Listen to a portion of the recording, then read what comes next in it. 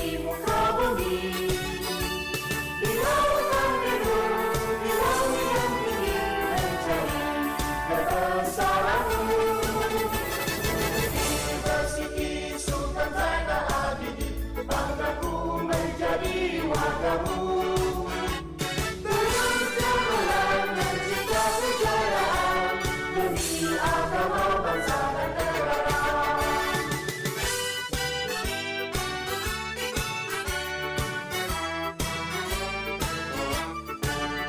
Ilmu demi faedah insan, dikaji rahsia di muka bumi. Di lautan biru, di langit yang tinggi, mencari kebesaranmu.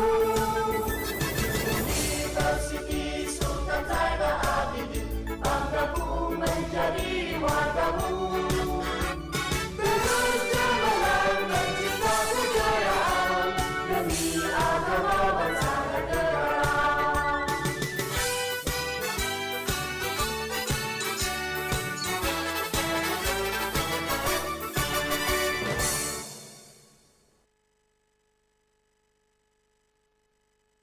Bismillahirrahmanirrahim. Assalamualaikum warahmatullahi wabarakatuh and good evening to everyone. Yang berbahagia, Profesor Madya Datuk Teknologis Dr. Muhammad Hafiz bin Yusof, Deputy Vice Chancellor Student and Alumni Affairs. Yang berusaha Dr. Azmi bin Omar, Member University Board of Director. Yang berusaha Profesor Dr. Wan Nur Hayati binti Wan Daud, Director of Alumni Center, Head of the Department, Alumni Association EXCO, all panelists, the Inaugural International Symposium Committee, UNISA alumni, and finally, ladies and gentlemen. Welcome to the Inaugural Alumni International Symposium. For your information, this symposium will be held 2 days straight, starting from today till tomorrow, through live online platform. They are official Facebook account of UNISA and official YouTube channel of Media Creative UNISA. The main aims of this symposium are to expand access to alumni data, especially international alumni, to continue the bond of friendship between the university and alumni, especially alumni from abroad, through a virtual casual meeting between the university and alumni, and to create a global alumni ambassador. Before we begin, we would like to invite Yang Berusaha, Dr. Muhammad Syahrul Ifat Ishaq, to recite a prayer.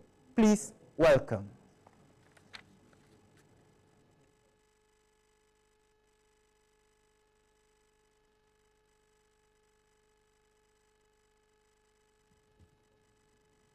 Al-Fatihah.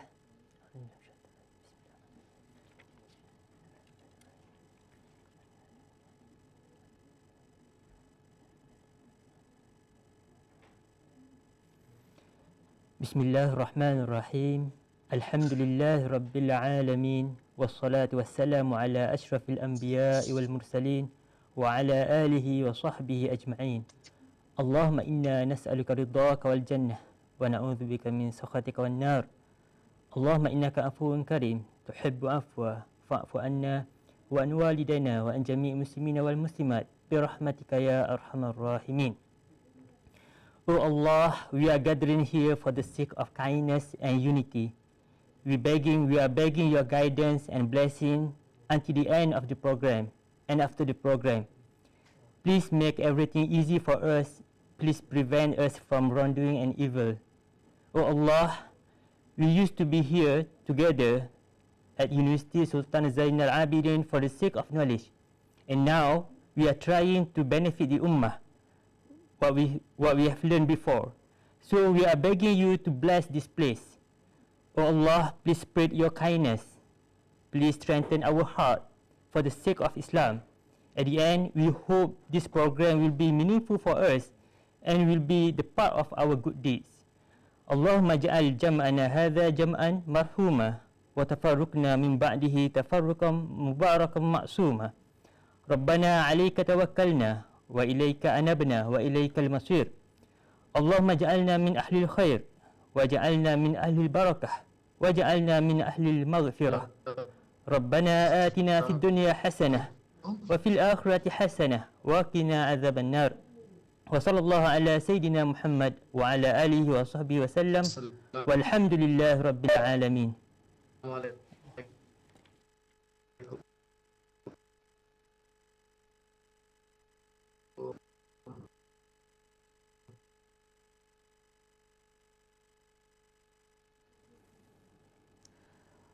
Amin, Amin, Ya Rabbal Alamin. Thank you, Doctor, for the wonderful prayer. Next, we would like to invite Yang Berusaha, Professor Dr. Wan Nur Hayati binti Wan Daud, Director of Alumni Center, for the welcoming speech. Please welcome.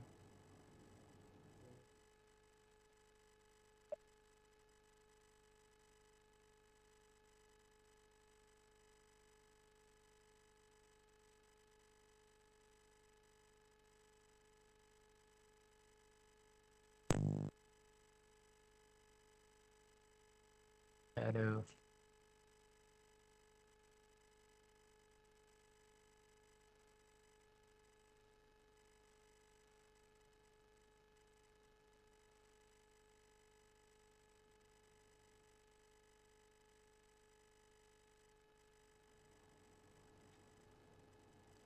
Bismillahirrahmanirrahim. Thank you to MC Yang Berusaha Dr. Azmi bin Omar, alumni members, University Board of Director UNIZA, yang berbahagia Prof. Madya Datuk Dr. Muhammad Hafiz bin Yusof, Deputy Vice Chancellor, Student and Alumni Affairs, Head of Department UNIZA, Alumni Association at SCO, all the panelists, all the committee, all the alumnus. Assalamualaikum warahmatullahi ta'ala wabarakatuh, and good afternoon to all of you. Alhamdulillah, thank you to everyone for being here with us today. We are pleased to welcome you to the Inaugural Alumni International Symposium, jointly organized by UNIZA Alumni Center, Graduate School and International Center, UNIZA. Before we get started, I would like to express my sincere appreciation to all of you who generously helped us making this event come together to become a success. I would like to thank you Yang Berbahagia Prof. Madya Datuk Dr. Muhammad Hafiz bin Yusof, Deputy Vice Chancellor, Student and Alumni Affairs, is willing to attend the ceremony and officiate the program. My appreciation also goes to Yang Berusaha Dr. Azmi bin Omar, representing UNIZA Board of Director, who always support many programs and activities in Alumni Center. My sincere appreciation also goes to the panel members participating in the slot from the event. May this contribution be counted as a charity by Allah Subhanahu wa Ta'ala. Ladies and gentlemen, the Inaugural Alumni International Symposium is organized to strengthen engagement and social networking between alumni and alma mater. Creating a dynamic, supportive alumni network is crucial to success. If communication stops, once graduates leave the university, they actually understand of the university will become stale. So instead, they should be kept informed to remain engaged in the university progress. So good alumni relationship bring many benefits to both the university and also the alumni. Our two-day symposium will invite all overseas and local alumni to register and update our SISMA, or you call it Alumni Information System data. Inshallah, we will display a barcode scan by alumni to access SISMA. Ladies and gentlemen, by excellent university, which is many universities have well-established alumni networking and engagement, this situation will make it easier for alumni to return to campus to contribute expertise, energy, and also the philanthropy activities. I hope that alumni always istiqamah bersilaturahim with Alumni Center, faculty, and also Alumni Association. Come back to campus, work together with us, contribute to university excellence. Finally, again, I would like to congratulate to the organizer for successfully organizing the Inaugural Alumni International Symposium 2022, hopefully this program will benefit and shine the alumni and UNISA. In addition to international alumni, if you have an opportunity to come back to Malaysia, please revisit Terengganu. That we call it Terengganu Darul Iman, beautiful state, fascinating culture and also kind people. With that, thank you very much. Assalamualaikum warahmatullahi ta'ala wabarakatuh.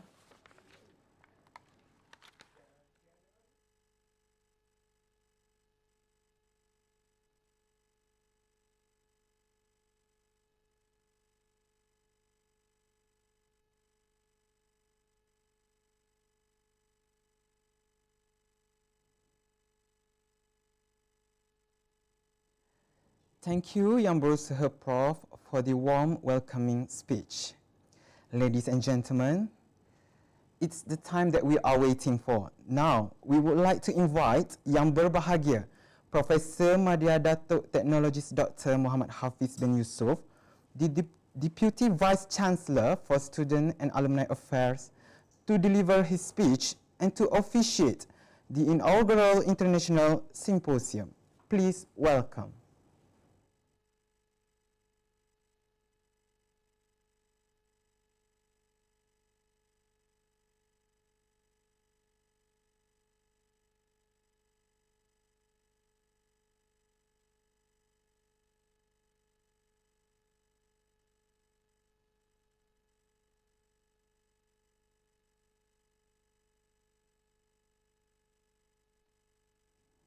Okay. Bismillahirrahmanirrahim. Assalamualaikum warahmatullahi wabarakatuh.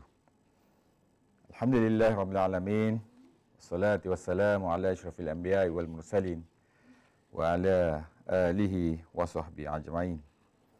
Thank you very much, Mr. Chairman, Yang Berusaha Dr. Azmi bin Omar, Member University Board of Director of UNISA, Yang Berusaha Professor Dr. Wan Nur Hayati binti Wan Daud, Director of Alumni Center, Head of Departments, Alumni Association Exco, all the panelists, all the committees and all the alumni, and lastly, ladies and gentlemen.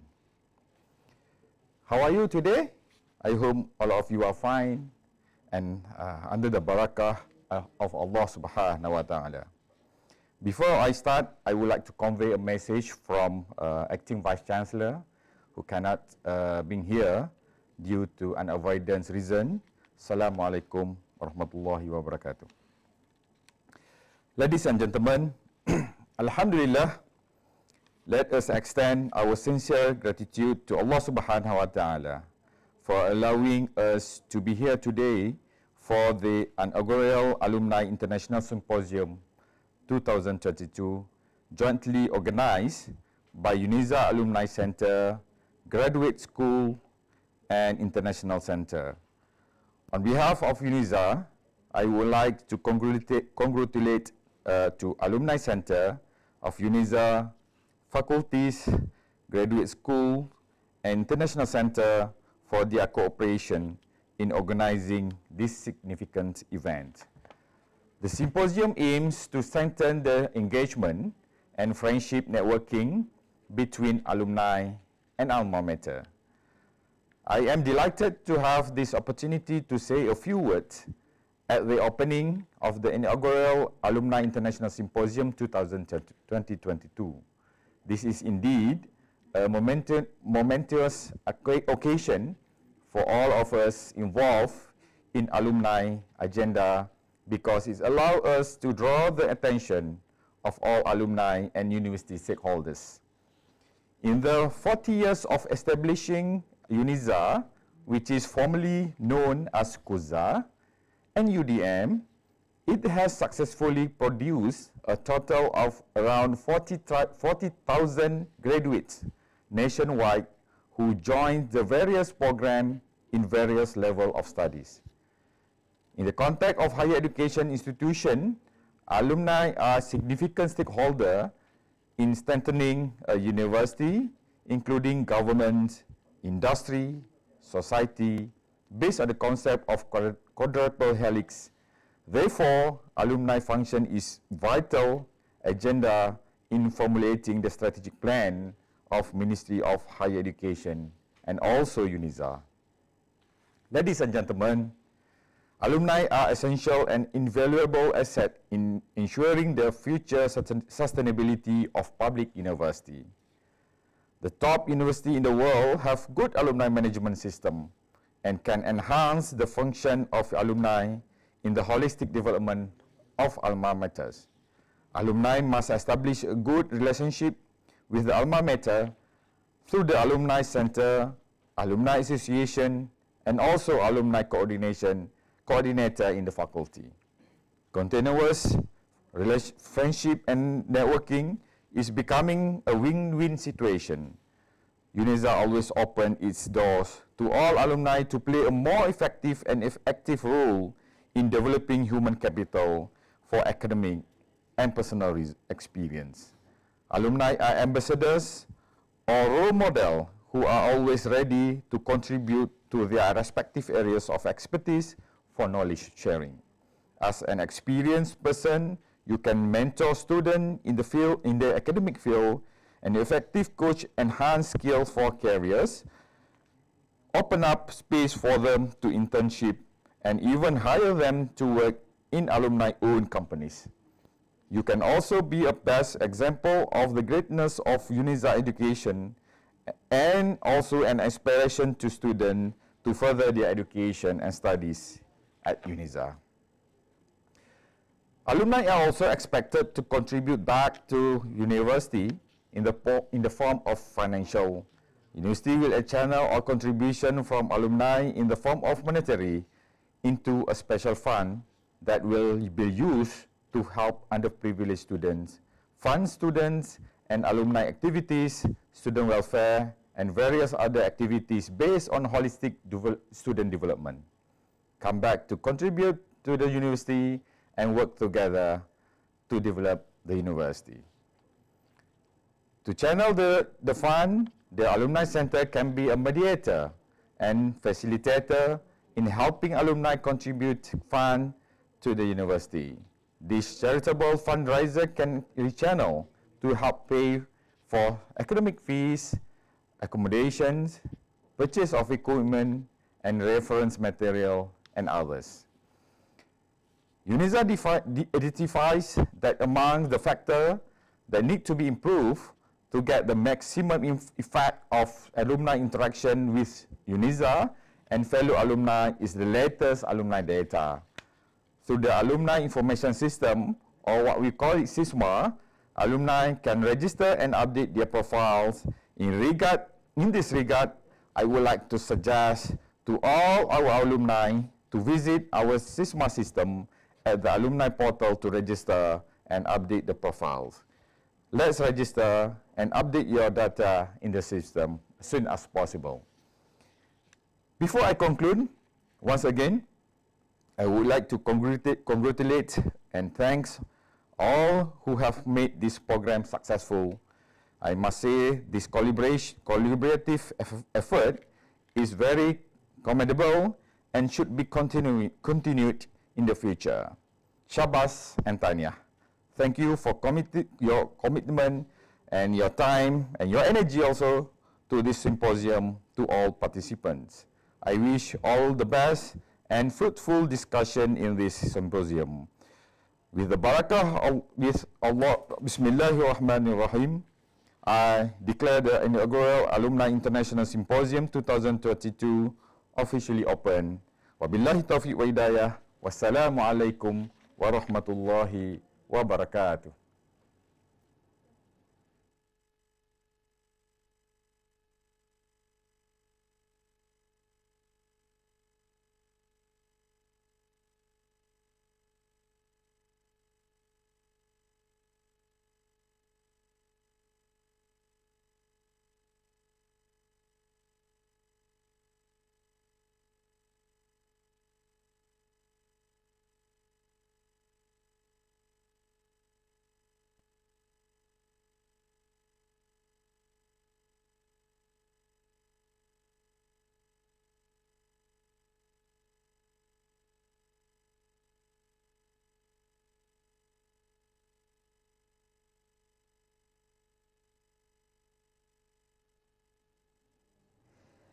thank you Yang Berbahagia Datuk for the fruitful speech and the declaration of Inaugural Alumni International Symposium just now. Ladies and gentlemen, now let us pay our attention to watch the video prepared by the Alumni Center.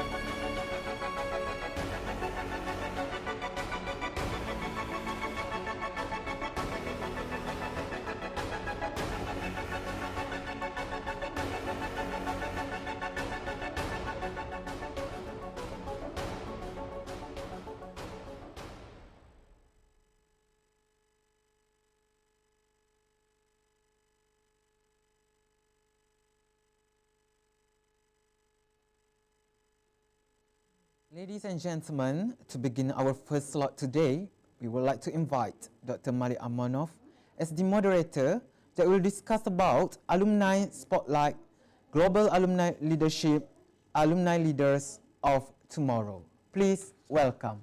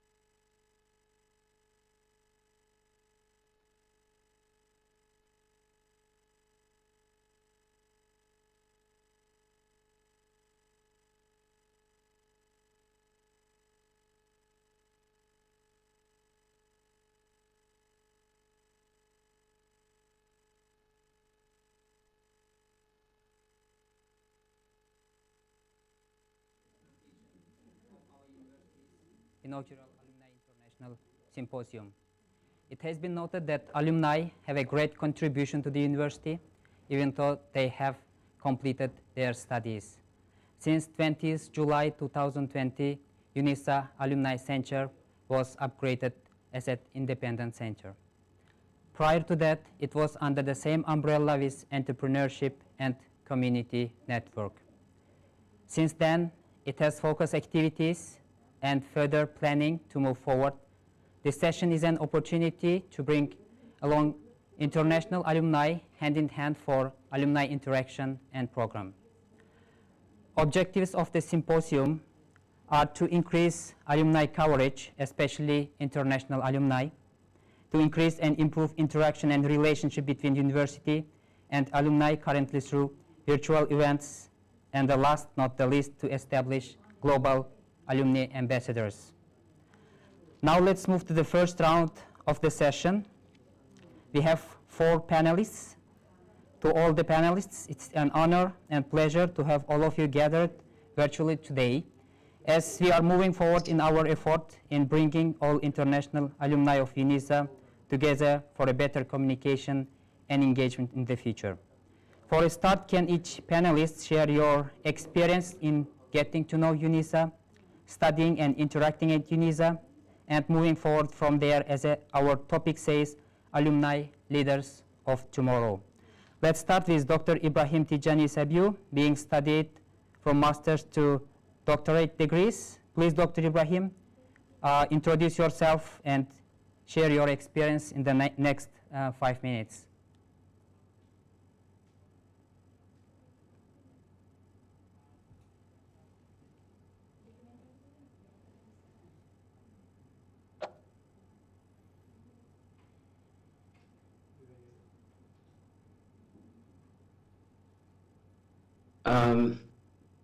All right, thank you, Dr. Malik, for the introduction. All right, assalamu alaikum wa rahmatullahi wa barakatuh, and a very good morning from here, Nigeria. It's a chilling cold morning as we're experiencing Hamatan here, what you may call winter somewhere. So yes, I go by the name Ibrahim Tijani Sabiu, and I'm a PhD graduate from Faculty of Business and Management, UNISA. It may as well, you may as well be thrilled to know that I did my master's also from UNISA, from the same faculty of Business Management, and I joined UNISA since 2014 when I went there as part of the first set of over 100 students who were sponsored by my state government under the leadership of Governor Dr. Rabi Musa Konkoso, who sponsored us to go over to UNISA in order to further our studies. So I was among the lucky first 100 students from Kano to be in UNISA. Well, basically,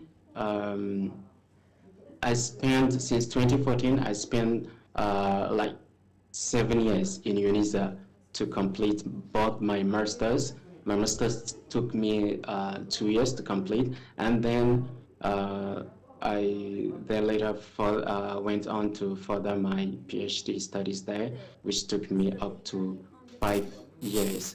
You could say that, it may have taken longer, but then, it didn't matter that I took up to 5 years to complete my, to complete my PhD studies.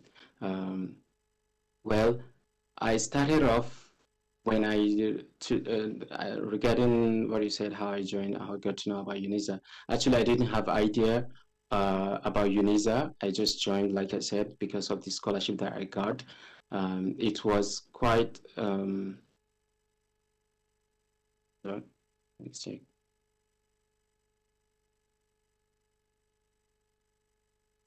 Hold on.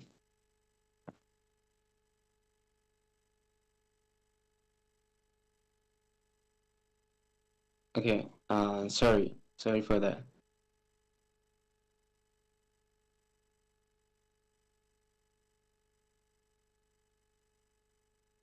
All right. Okay, sorry for that. I have to turn on the camera. So when I joined, I couldn't even, how I found about UNISA. I think it was based on the scholarship that I got, because I didn't even know much about the university when I joined, and then I was just selected. I just had to be there, just fill this form, and you have to go to this university. So when I had to go there, I couldn't even pronounce the state Terengganu, and even the full name of my university. Till I reached there, I couldn't even like have grasp of it.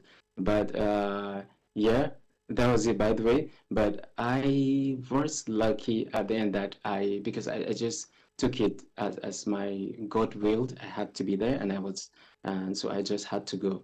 So, and then I didn't regret that I went to UNISA eventually.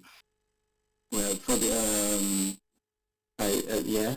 So when I reached there, because I was lucky, there were a lot of opportunities that opened, a lot of doors that opened for me. So many opportunities that I had to get involved in, and especially, by the way, those opportunities that not most student that had the opportunity to get those kind of opportunities. So as a matter of fact, just a few months after I got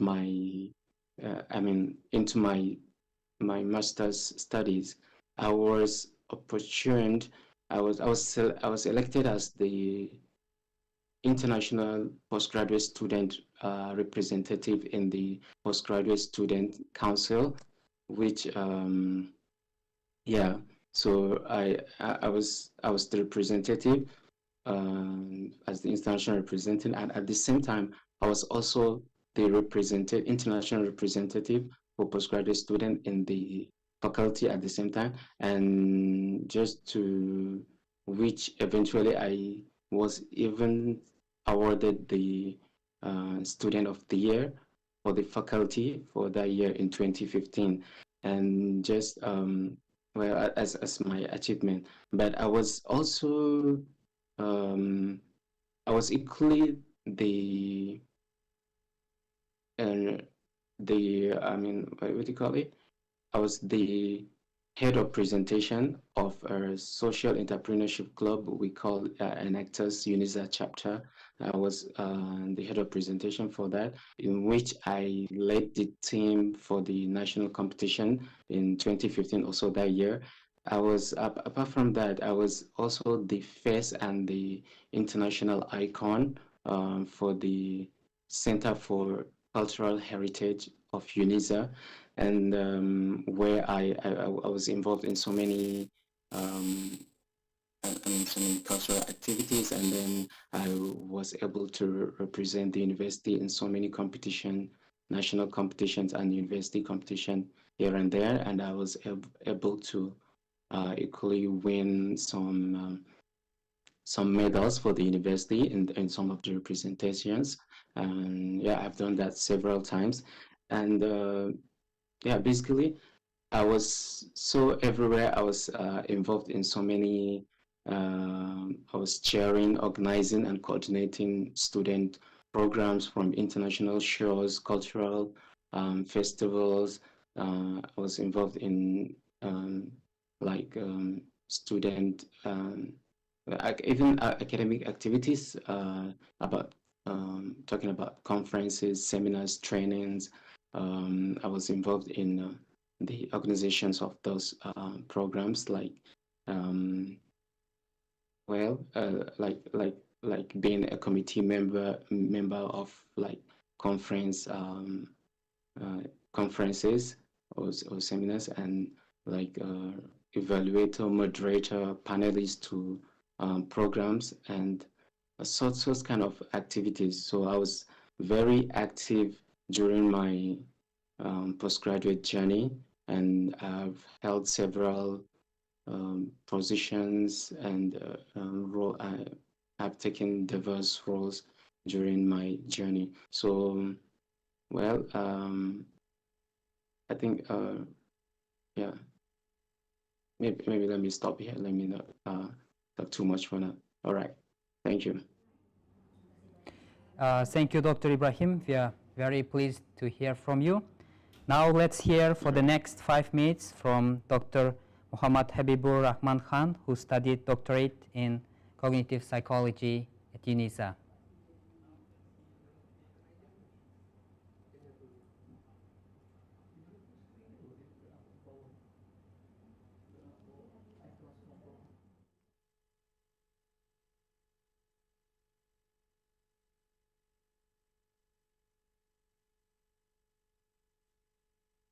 Assalamu alaikum. Hello, can you hear me? Hello. Hello, Am I audible, please? Hello. Dr. Habibur. Yes, can you hear me? Yes. Hello. Hello. Sorry for the Hello, can you hear technical me? issues. Yeah, there is some interruption, but we can still. Am I audible?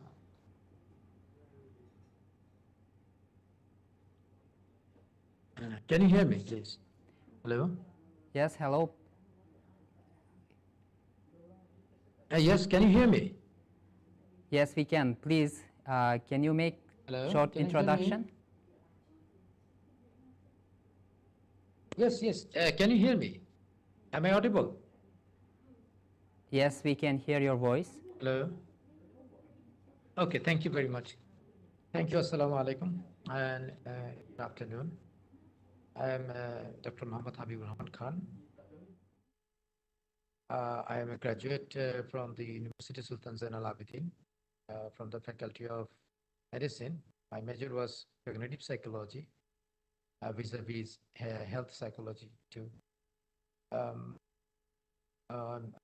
from Bangladesh and I graduated from Dhaka University and then I decided to study abroad and I have chosen UNISA as my potential educational ground.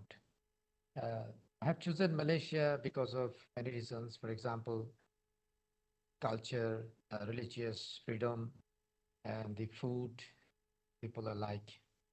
And definitely UNISA was the good choice because it is a public university and the excellent faculty and the excellent infrastructure, library facilities, the administrative officials were very supportive and cooperative. And so my journey, my stay in USA was remarkable, ever cherishable. And thank you very much. I really thank the university authority, faculty, my supervisor, Professor Dr. Nasir bin Mohammed, and administrative official, especially Madam Hairu, who was very supportive during my stay in USA, every matters, especially in official matters. And I was enrolled in, I enrolled in 2015, so March. And I finished my journey in 2019, 5th November. That means I awarded the desired degree. I'm serving in Bangladesh Navy. My is a commander, profession is psychologist, and I am blessed with I'm married. Wife is a banker.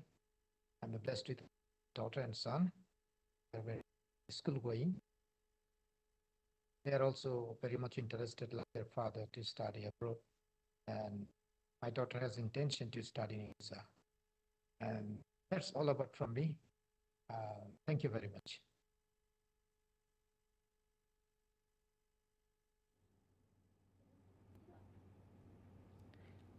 Thank you, Dr. Habibur. We are pleased to hear from you. Now it's the turn of Dr. Ishaku Hassan, who studied in communication from master's to doctorate. It's good to hear your sharing on this for the next 5 minutes. Dr. Ishaku? Assalamu alaikum wa rahmatullahi ta'ala wa barakatuh. Good afternoon, Dr. Malik, and good afternoon, everyone. My name is Isyaku Hassan from the Faculty of Languages and Communication, University Sultan Zainal Abidin. Actually, my experience is very similar to Dr. Ibrahim's because like he mentioned in his speech, he came to know UNISA through scholarship. When I graduated from Bayer University, Kano, as the best graduate of mass communication, the news came to me that the Kano State government was awarding scholarships for first-class students and second-class upper students. So I just decided to apply for that scholarship, and that is how I came to know about UNISA. So during that time, I just started to explore about UNISA and to explore as well about Terengganu, where I was coming to.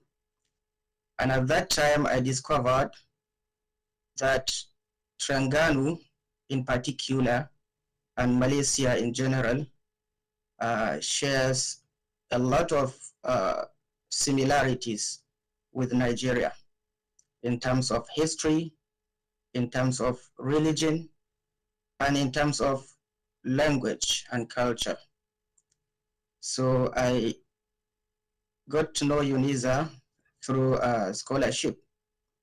And when we were awarded the scholarship to come and study for our master's degree here at UNISA, I happened to be one of the leaders of that group.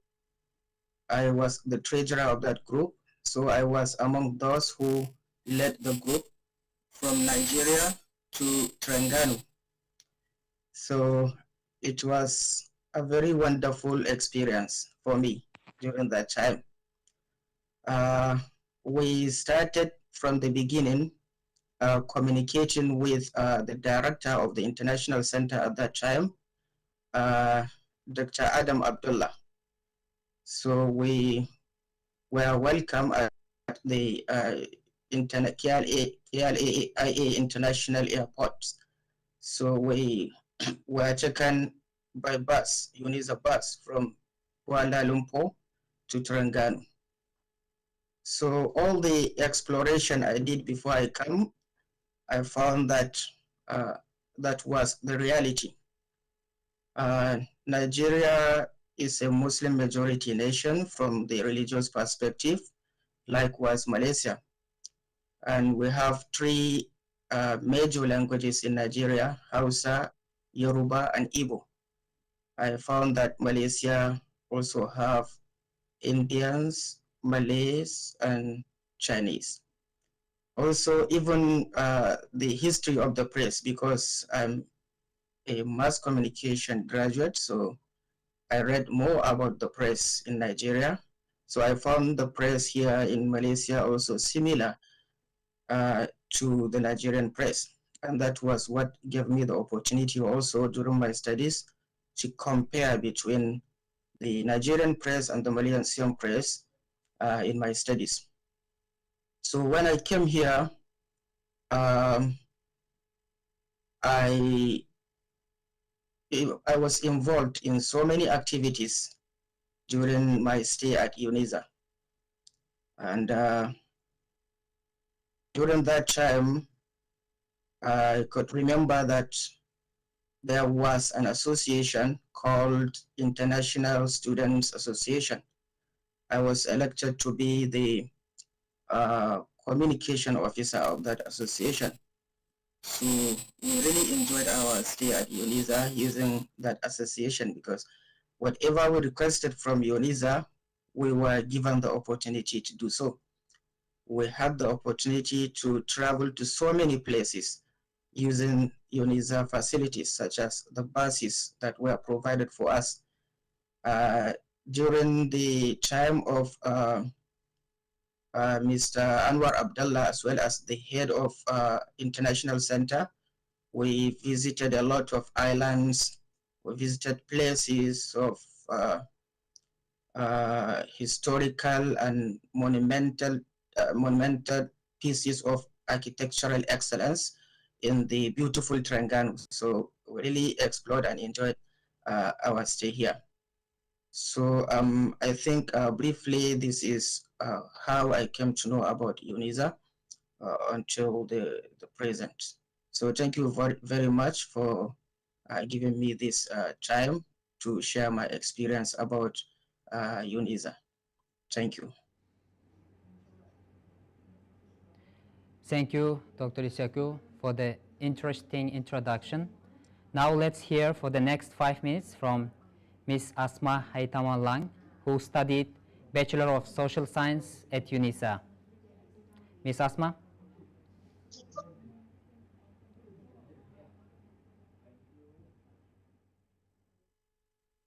Assalamualaikum warahmatullahi wabarakatuh, and good afternoon everyone, and good afternoon Dr. Malik. Sawadiha. I'm Asma Haji Tamalang. I'm from Thailand. I joined UNISA in 2013. I did Bachelor of Social Science, Anthropology, and Islamic Dawah. I finished in 2017. Now I work as business development and marketing and project manager, and also I work as translator in Thai, translator Thai to Malay or Malay to Thai at Thailand Malaysia Border Coordination of it, and also part time as life planner or Takapun Insurance, Takapun agent at Mung Thai Life Insurance. I got to know UNISA through my adoptive family, which is my relative, and they support me at to study at UNISA. University is more joyful to me. I have several friends from Malaysia, some from Indonesia, and other countries. I have learned about their culture, lifestyle, and even their language. It's quite unique and interesting. UNISA gave me the opportunity to see firsthand what university life like UNISA. I learned how to communication in Malay language, learn how to manage my time, develop good relationship with lecturers, staff in UNISA, and community around campus. And it gave me look into it gave me thinking globally and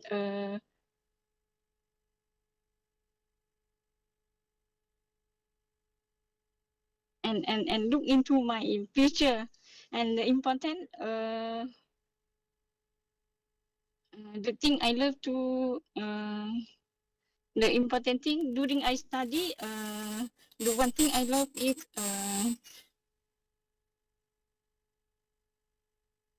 almost subject I was study at UNISA in the theoretical in classroom, and then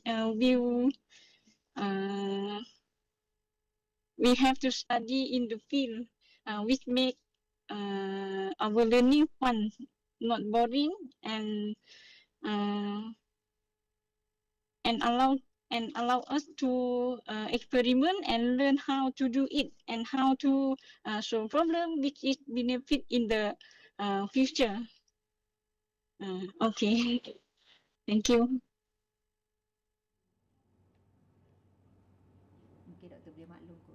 We are pleased to hear from you, Ms. Asma. Thank you to all panelists for sharing your experience and for the nice introductions. Now I would like to ask a few questions. Dr. Habibur, what skills or knowledge did you learn throughout the program that you found most helpful in your career? Dr. Habibur?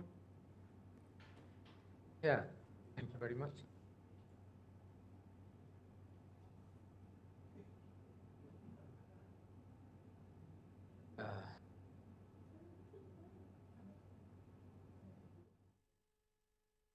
Yes. Hello. First of all, the skills or knowledge I learned the program stays university, prestigious university.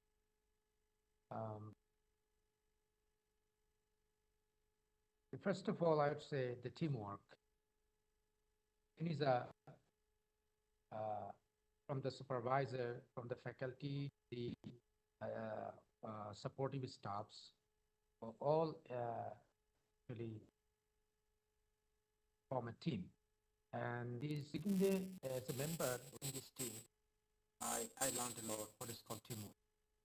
Because PhD, it's a teamwork. It's not a solitary game. This is the game where supervisors,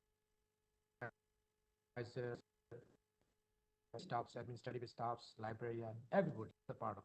So as a team, I learned a leadership skill while working in a team, because I lead my research with the support of supervisor. Secondly, I learned the research skill of course, and I also learned the quality publication, especially the academic write-up skill, and also how to work with keeping pace with the time, and because every study or every work is time stipulated, fixed, and we had to finish with time. And I learned it from my course that I have to go with time. And the university requirement was quite rigorous. I learned that how to work early, keeping pace with the time. First of all, I learned remarkable skills, how to keep patience, time of stress. So is getting a degree from you was really a challenge for me. I'm sure the challenge for everyone. So, and that challenge I took, I achieved it, and that is the greatest skill I learned from the university. Thank you. Very interesting.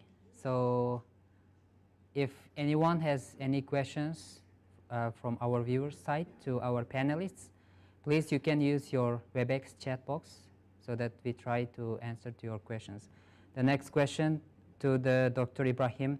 Dr. Ibrahim, how did your experience at the university help you find your first position after you have graduated? All right, thank you, Dr. Malik. Well, I would like to answer this question based on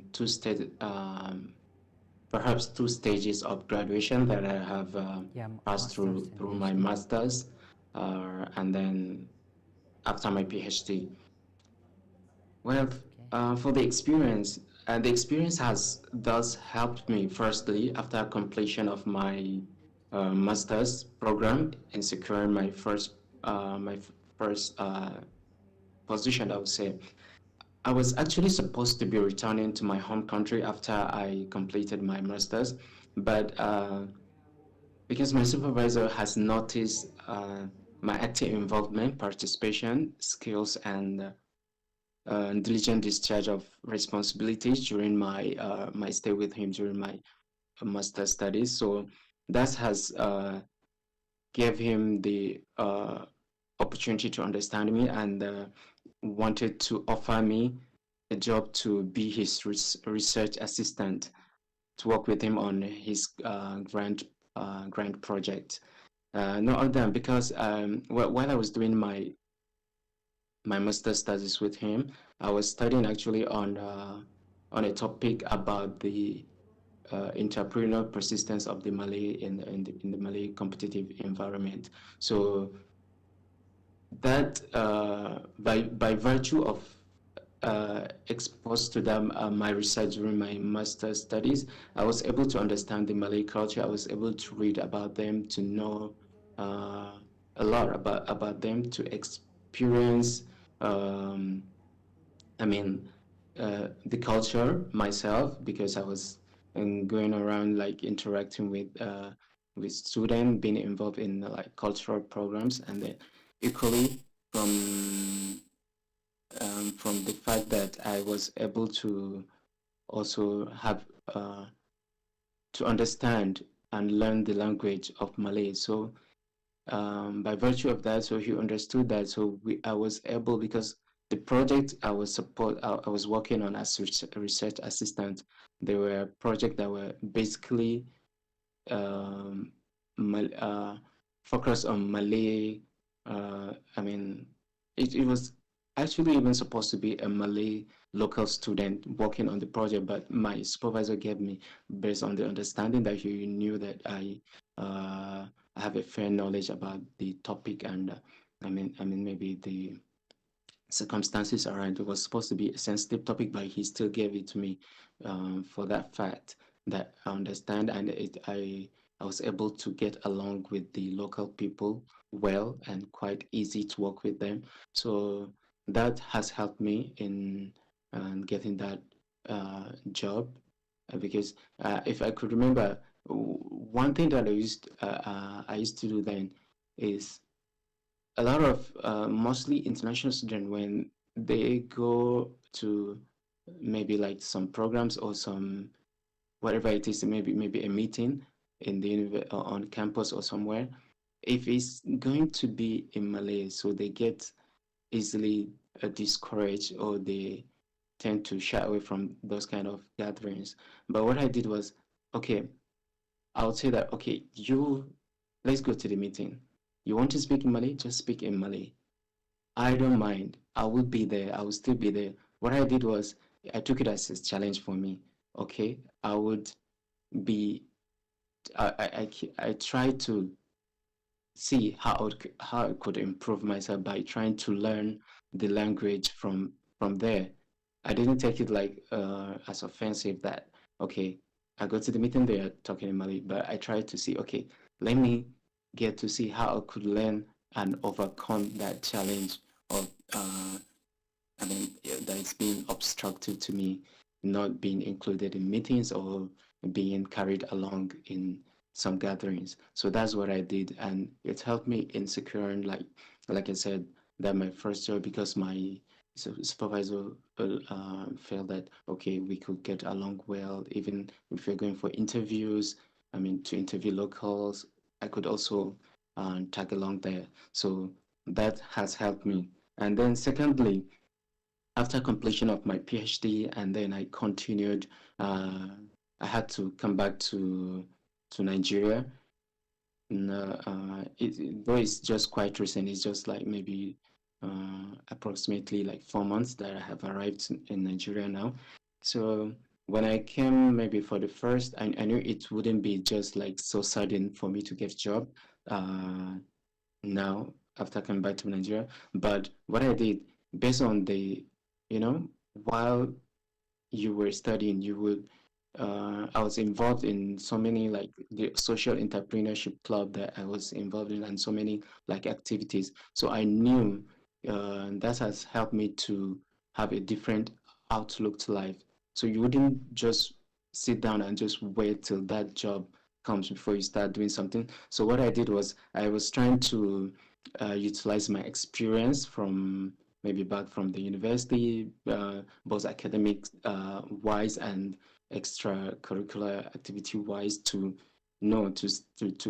forge ahead and start something. So in the first month, maybe the second month, I started like offering freelance job. I was able to get freelance job with some consulting firm, where I was able to work with them, and then I was able to use my experiences from both academic part and also from the extracurricular aspect, it running the affairs of on the job, because I was the principal consultant found me worthy to in preparing, because I was back during when I was doing my postgraduate studies. I was involved in so many like preparation and being involved in like committee member, and let's say, for example, for so many, like, was conference, seminars, or something like that. So I was involved in those activities. So I had experience there, so I knew how it's being run. So I was able to like collect those experiences and now formulate them and bring them into practice to the current job that I was doing. So I was involved in like preparing and examining documents and then content for training programs that with the consultant firm that I got to work with. So, and then I was even vying for the right candidate to conduct the program, and I was able to equally guide them and to also prepare and design the content and the conduct for the training. And I was also able to use the experiences that I have got, because I was to easily run and manage the event smoothly, and owing to the to such experiences that I have already got from back during my my postgraduate student journey. So and then that gave me an edge, because I was able to be like, okay, in the preparation, like in the preparation of like the academic part of the, maybe for the training, I was there. I was also involved.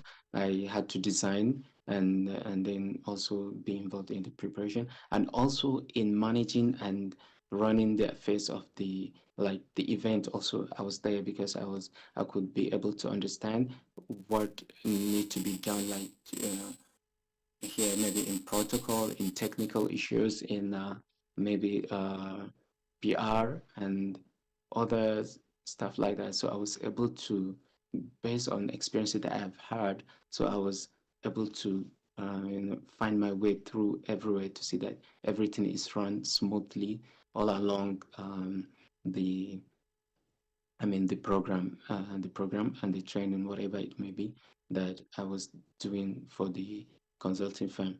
So that is it, by the way. Thank you, Dr. Ibrahim. So for your case, not only academic, but also cultural experiences were important for you to find your first position. My next question to Dr. Ishaku. So what are you most proud of from your university experience? Dr. Ishaku?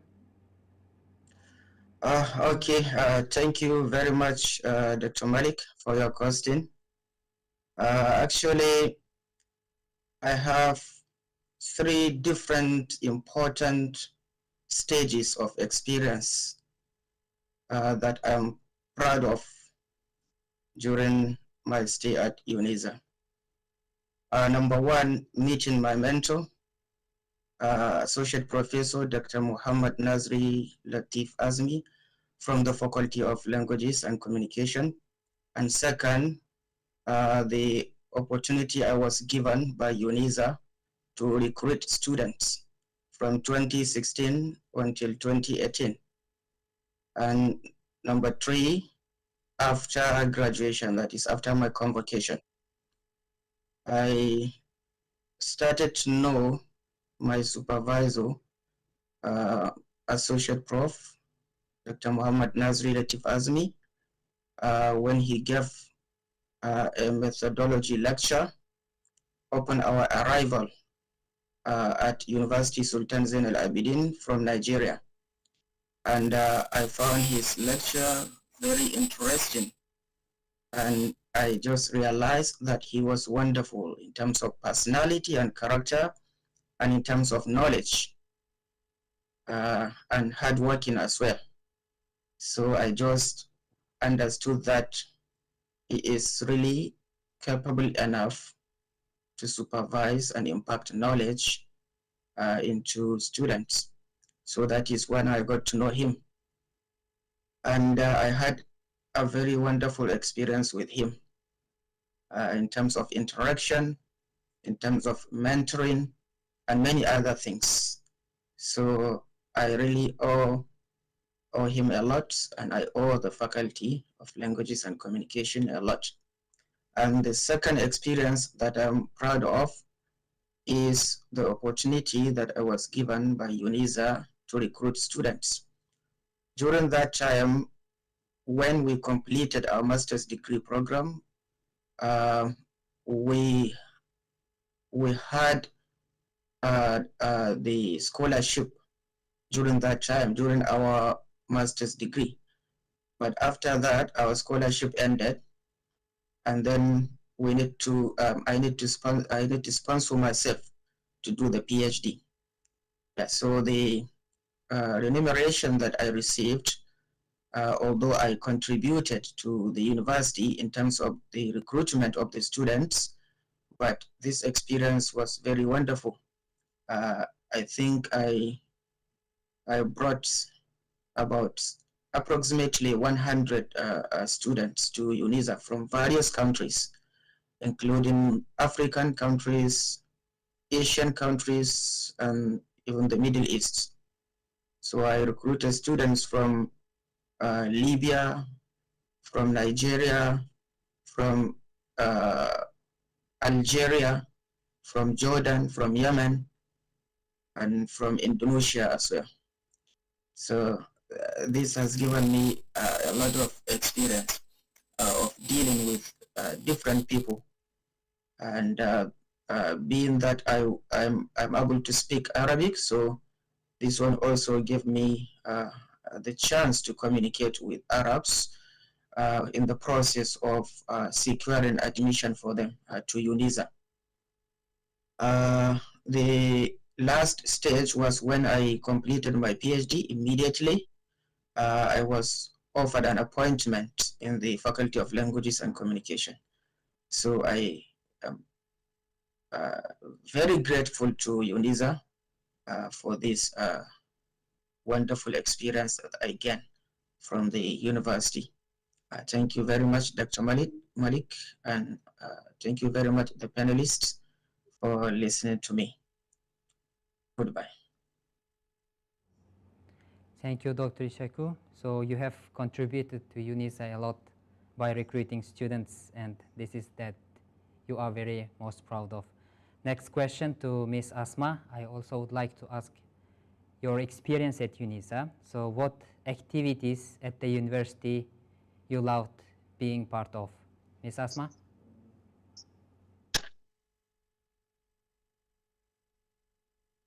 Hello.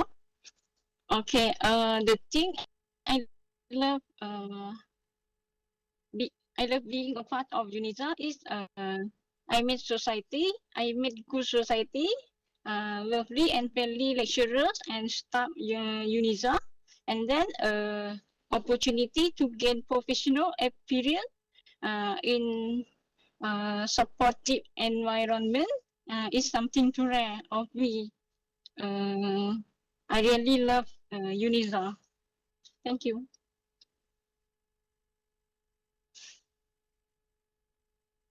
Now I would like to ask about academic affairs at UNISA. Dr. Habibur, how much personal attention did you receive from faculty members? Can you talk about this? Yeah, thank you very much. I received much attention from the faculty members, especially supervisor did give me sufficient time. I'd say, and supervisor allowed me to, or one kind of force, you can say. Of course, definitely when you are a student, definitely you'll be forced to do something. And I take it very positively. That supervisor always asked me, and also he was very prompt to get the feedback.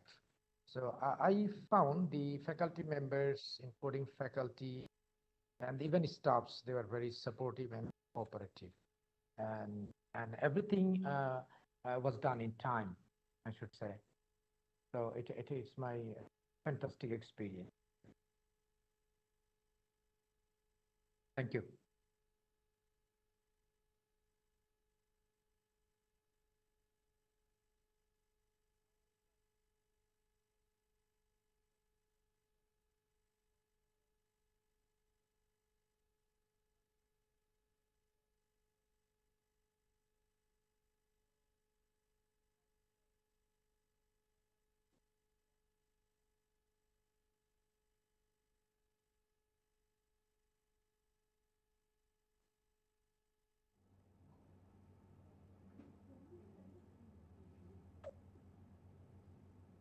Dr. Ibrahim? Yeah. Can you hear me? How much interaction did you have with other students during your studies? All right. Quite a lot, because I was involved, like, okay, being the international representative in the postgraduate student society, that has given me a lot of opportunity for me to engage with so many students from different backgrounds, from different nationalities, and maybe yeah, of different caliber of student. So I had a lot of interaction, and not only that, what I did was, because like when I was at the time when I became the international representative, it was only like the Nigerian community were the largest student, international student that we had then in UNISA. So, but we had other international students from other countries in the university, but you could perhaps say they are like the minority. They were not like, they didn't have large number like the Nigerian student. But what I did was that I tried to give equal opportunity to everyone to get involved in whatever activity that we've been that we're having on campus. Or so like I could remember, like Dr. Habibur Rahman, he was probably the only Bangladesh, or we had only two, but I had to make sure that, okay, they have to get involved. We had like few from maybe Palestine, and it was Yemen also. I had to make sure that each particular person get involved. So I had this interaction with different with different people from different places, from different countries, like is it from Pakistani or from everywhere. So like I said, so that gave me the opportunity to interact a lot with students. And then even that was even when during my PhD, when I started my PhD, I was being the facilitator, like a liaison officer for the there were set of students from Kazakhstan student, and then some also Arab student that came for the English summer camp in 2016. So that also gave me, because I was based on my, because those students they came to learn English in UNISA. So I was selected as the liaison officer there, because I also had a fair knowledge of Arabic. They could only understand Arabic, but they don't understand much of much of English. So I was there also. So I was able to use my basic knowledge of Arabic to interact between them, and being the liaison officer between the student and the larger society in the UNISA community, and also outside, because I had to be with them throughout the whole program. So fair enough, I had a lot of interaction, both from the international community itself, from different nationalities, and also with the local community, that's the Malaysian society on campus, and maybe both in UNISA and outside UNISA. Yeah, maybe for and maybe during programs, because I was able to get to represent UNISA in so many programs outside UNISA, like in so many universities. So that has given me the opportunity also to interact with lots and lots of people, and from all over places. Yeah. Thank you, Dr. Ibrahim. Next question to Dr. Isyaku. Dr. Isyaku, what kind of flexibility did you find in the academic options at the UNISA during your studies?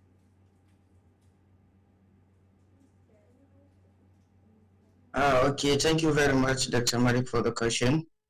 There are a lot of things that I discovered from the courses offered by UNISA.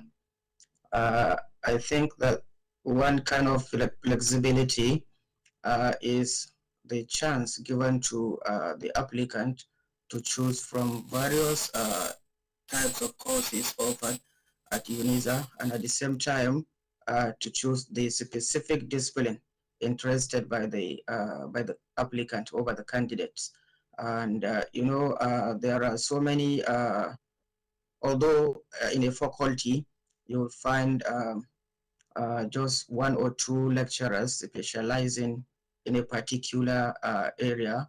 And so if the research interest of the applicant is specifically on a particular area related to that, then the student can choose that course. And then by choosing that course, he can be supervised by that particular lecturer. So you can find a situation whereby one lecturer can supervise many students if the area of research interest is related to his area of related to his field. So this is one kind of flexibility I discovered at UNISA. So I think it is a great feature of the education in UNISA. Thank you very much. Thank you, Dr. Ishaku. Next question to Ms. Asma. Ms. Asma, which classes were most challenging and why? And do you have any favorite courses you liked most?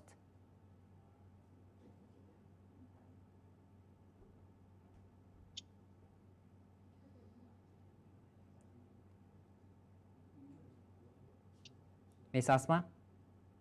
Yeah. My question is, which classes were most challenging and why? And did you have any favorite courses you like most? The challenging. Yes, challenging classes during The your challenging studies. is the challenging classes is the analysis methodology because I'm not like mathematics.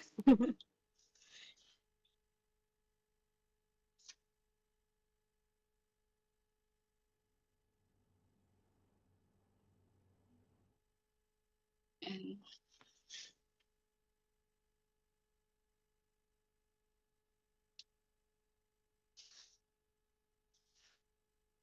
Interruption. okay. So we move to the next round of questions. So it's about the campus life. Dr. Habibur, about the social life at the NISA, how easy was it to meet and connect with other people?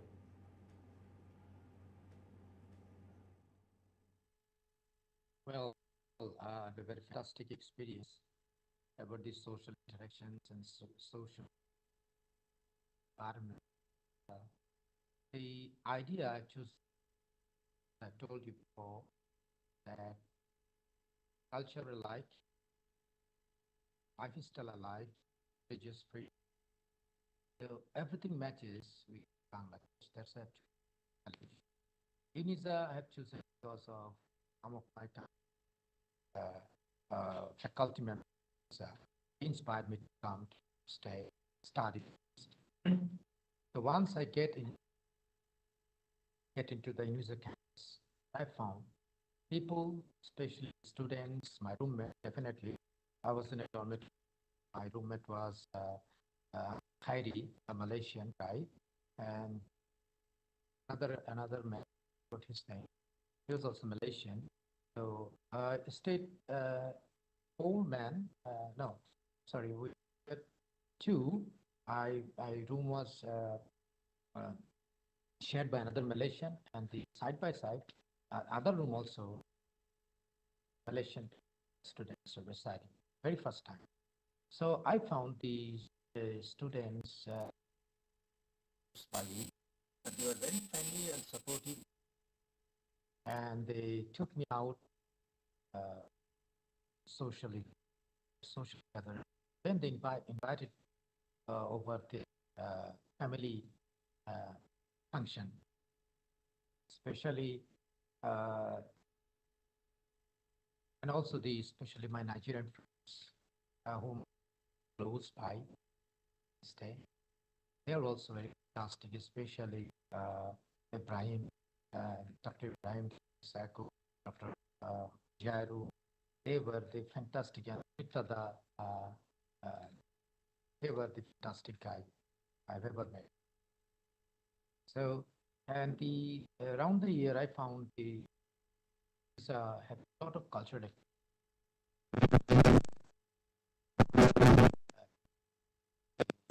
departmental events. So, and they started to, especially I joined they started to from two panel organized by Department of Sociology, and their one ultimate Dr. Habi invited me part of this convoy. So I really enjoyed these social and culturally cultural days held by that was held in Isla. I found the environment fantastic. As a one word, if I say, campus for a foreign student, excellent study. Thank you.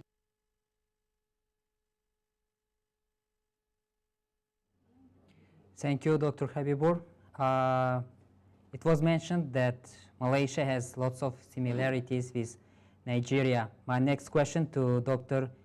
Isaki. Dr. Isaki, how did the university location and resources affect your college experience? All right. This is an interesting question, Dr. Malik. Thank you for this. Actually, the university location and resources are very important features that have contributed to building my experience at UNISA, including the university staff, the university library, and many other things. I met my supervisor, my mentor, Associate Prof. Dr. Muhammad Nazri, and then my faculty members as well. Most of the staff at UNISA, including the IC, the International Center staff, like Mr. Anwar, like Dr. Taufik, and from the graduate school as well, including Madam Hairu and many other staff at the graduate school. So they are so wonderful, so wonderful. So I really benefited a lot from their guidance and experience. And also I enjoy reading at the library and searching for important and relevant material for my research at the library.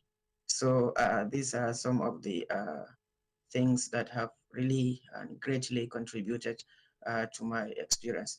And you know, the location, the university location is very important as well. The university is situated in Terengganu. So unlike Kuala Lumpur, Terengganu has less social activities. So I was not carried away by those social commitments. So I was able to focus on my studies more. Thank you very much.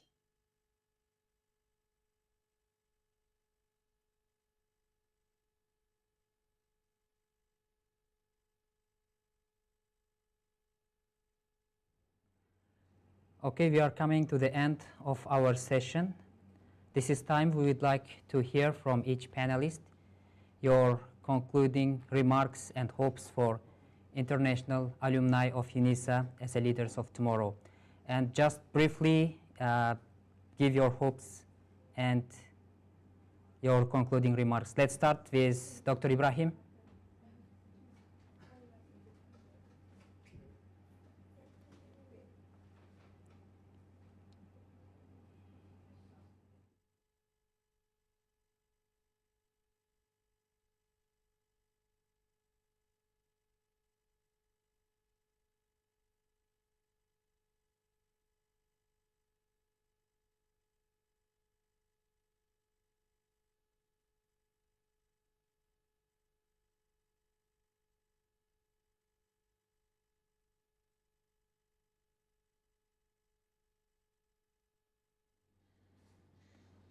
Okay, we have All right. technical. Yeah, Dr. Ibrahim. Yeah, okay. Okay. I believe that the current work environment needs more than your degrees and the theories you have probably learned in class and what or from your thesis or your research. There's more emphasis now on what more of employability soft skills that you could deliver at work. So this calls for for attention for students to pay more attention to I mean more attention to what other skills that could help enhance our uh, employability rather, or what more we could learn outside of classes that could help us develop that could help us in our self development. So students need to, as much as we need to educate ourselves, we need to go to classes, but we also need to give attention to those little things that we could do to learn something new and explore and in order to enhance our skills. And also don't forget that as we are doing this, we also need to pay attention to our mental health, especially for the postgraduate student as we're doing this, because there's a lot of drain of our mental ability. So we need to pay attention to that too. So lastly, I would like to thank Tunisia for all the opportunities that it has allowed me to it has allowed me to experience during my study. And also, I also thank the organizers of this forum for this wonderful opportunity. Thank you and stay blessed. We also thank you, Dr. Ibrahim. Now let's hear from Ms. Asma.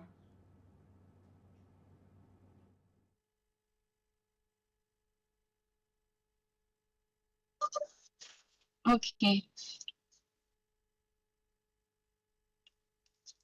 The campus life shaped me to be thinking globally and learn and able to develop technology savvy and understanding the culture different in Malaysia and know where to build a connection with partner, and then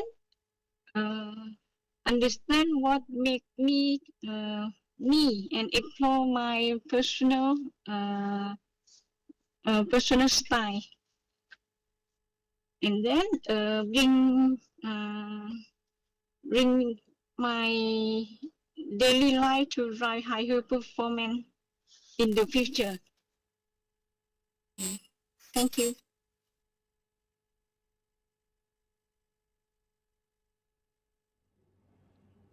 Thank you, Ms. Asma. Now, next, let's hear from Dr. Habibur. Dr. Habibur, your concluding remarks and hopes for our international alumni of UNISA.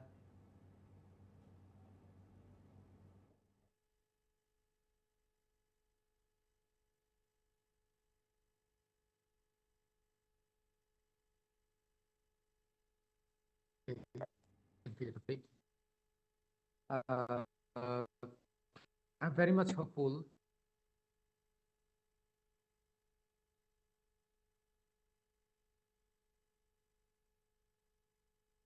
So I'm very much hopeful to the speech host. UNISA has a excellent environment for students, especially for local and international. And for any educational institutes, the prime duty, responsibility of the institutes is to make leaders and make the potential citizen who will contribute respective field into their society. So I consider that when I first let my authority know that yes, I have been offered by the visa and please allow me to study. So my authority judged my education. They also judged the what type of education institutes and what is the standard of these institutes. So finally, they are convinced, they allowed me to study. And UNISA, Bangladesh Navy kept trust on UNISA's capacity in building up leadership and professional competence. So I undoubtedly say that UNISA to it. Many of the foreign students could achieve the degrees results, and they went back their society contribute.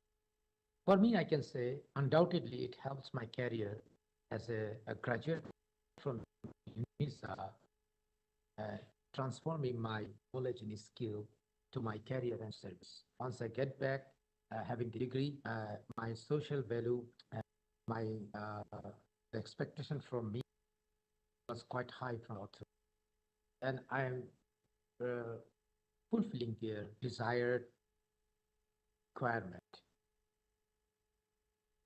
What I have done for UNISA.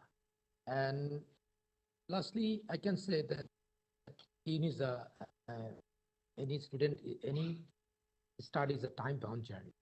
So, and education should maintain this guideline, and keeping the excellent education environment must, and the fantastic research faculty, especially capacity of supervisors, I think this is very, very much important. Not all having, not all teachers or the faculty members are expert in research method, for example. So I think UNISA has fulfilled this criteria. But the more you know, the more you're capable.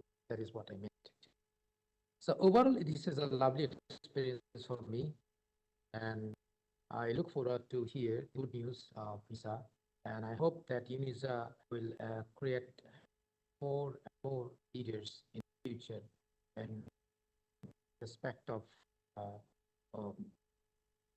God's creed and culture. And thank you for the organizers. Thank you, UNISA.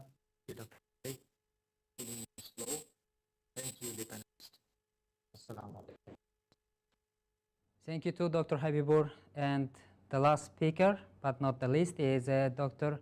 Ishaku, please. Okay, all right. In my conclusion, I would like to advise new applicants to UNISA to explore courses prior to their application and choose the most relevant to their interest. There are many courses at UNISA, and the university is blessed with the availability of courses and facilities. And I hope more will be added or introduced in the future. And I owe UNISA a lot for giving me the opportunity to develop my expertise. I also owe the Faculty of Languages and Communication in particular. I also advise the current students to be patient and to focus on their research and form good relationship with supervisors and colleagues, as well as utilize the available resources in the university. And I hope that UNISA will start organizing orientation programs for new students, because there are many students who come and become confused. They do not know what to do after registration. Yeah, so I think UNISA will take consideration of this advice. Thank you very much for organizing this program, this event, to Dr. Malik in particular, and the university in general. Thank you very much, and goodbye. Thank you all the panelists. It's a great opportunity to spread the networking with international alumni of UNISA by sharing our knowledge as alumni. We can help others to discover their true potential and help to overcome challenges related to academic, environment, languages, culture, tradition, community, and tourism.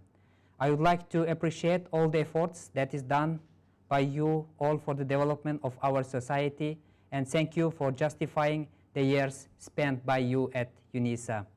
Also would like to mention that this forum is a 2-day event. We will continue it tomorrow, and it's my pleasure to invite all of you for tomorrow's session.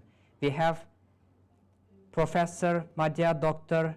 Muhammad Hafiz bin Yusuf, Deputy Vice Chancellor, Student Affairs and Alumni, Professor Dr. Ahmad Fuad bin Matsom, Dean of Postgraduate School, and Enchik Cornelius Anwar Abdullah McAfee, Director of International Center, and the last but not the least, Professor Dr. Vanor Hayati binti Wan Daud, Director of Alumni Center. I would like to express my gratitude to all the participants for contributing to the Inaugural Alumni International Symposium. I want to express my appreciation to our panelists, Dr. Ishaku, Dr. Ibrahim, Dr. Habibur, and Ms. Asma. My gratitude also goes to the organizer, UNISA Alumni Center, and all deputy deans, student affairs, and alumni, co-organizing for this event, Postgraduate School and International Center. Thank you so much. I hope all you like the arrangement made for today. I wish you a wonderful evening. Before closing the session, I would like to announce the lucky draw. The names of the 8 winners of the lucky draw will appear on the screen after this. Stay tuned until the end of the session today. Congratulations for the lucky names. Please collect the gifts from UNISA Alumni Center. Next, we have another slot. I pass the slot to the next moderator, Dr. Tawfiq Hidayah, for the keynote speech session. Have a good time ahead. Thank you. Bye, and assalamu alaikum, everyone. Walaikum salam. Thank you, sir.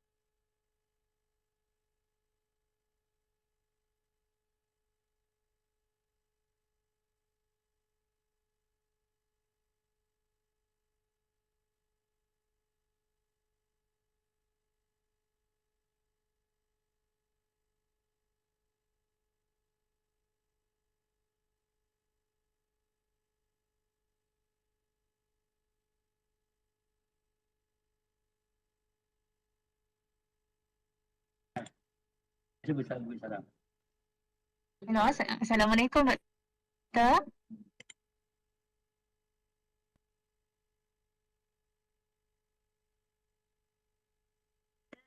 Doktor boleh dengar suara kami tak?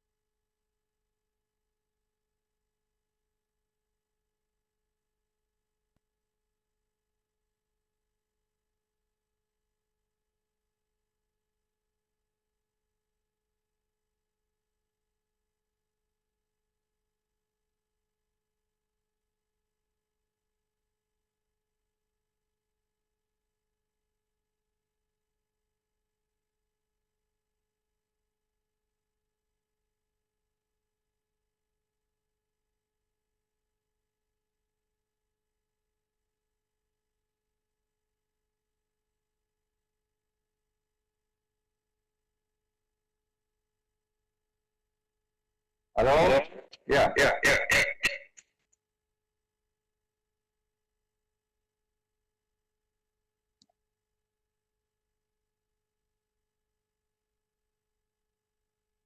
Can you hear me now?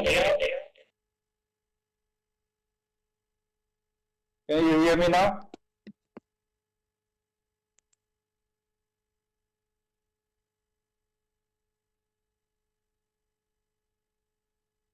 Yes, can. Can you hear me? Can you hear me?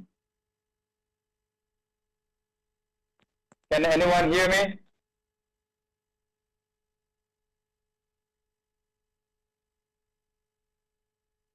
I'm using my handphone. I don't know why it's happening. Today it's not working. Can, yes, I can.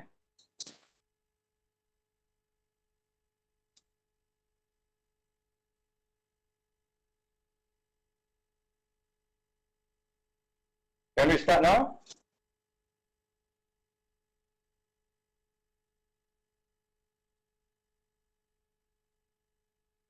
Yes, anyone?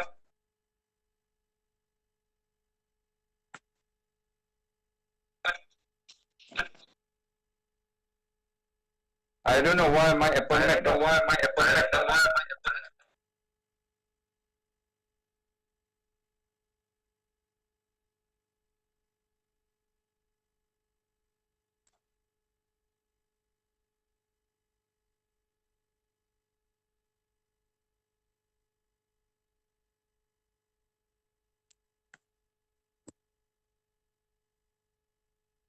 Yes, it is closed now.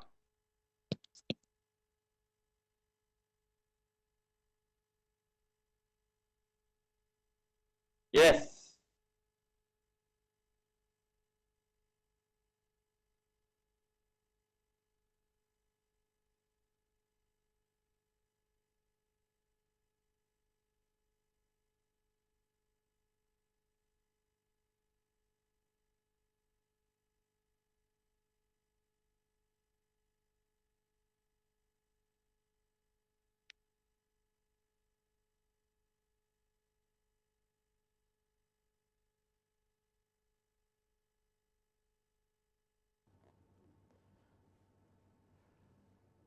Okay, Bismillahirrahmanirrahim.